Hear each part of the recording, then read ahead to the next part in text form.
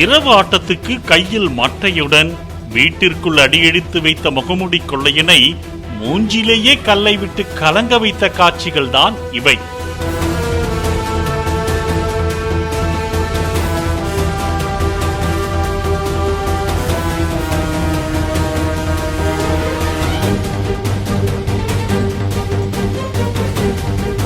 செங்கல்பட்டு மாவட்டம் சிங்கப்பெருமாள் கோயில் அடுத்த பெரிய விஞ்சியம்பாக்கம் கிராமத்தில் நள்ளிரவு நேரத்தில் முகமூடி அணிந்த டவுசர் கொள்ளையன் ஒருவன் கையில் கிரிக்கெட் மட்டையுடன் உலா வருவதாக தகவல் பரவியது.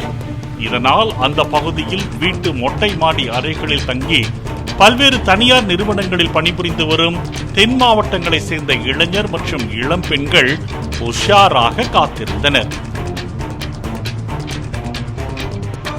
சம்பவத்தன்று கையில் கிரிக்கெட் மட்டையுடன் வலம் வந்த முகமூடி கொள்ளையன் ஒரு வீட்டிற்குள் நுழைவதற்கு தயாரானான்.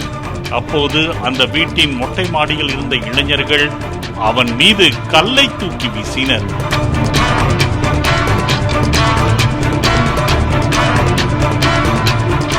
போலீசுக்கும் முன்கூட்டியே தகவல் கொடுத்தனர். தன் மீது மறைந்திருந்து கல்லால் தாக்குவதை உணர்ந்து கொண்ட கொள்ளையன் திகைத்து நின்றான். அதற்குள்ளாக ரோந்து போலீசார் பைக்கிலும் காரிலும் சைரன் சத்தத்துடன் அங்கு வந்ததால் கொள்ளையன் சைலண்டாக அங்கிருந்து தப்பி ஓடினான்.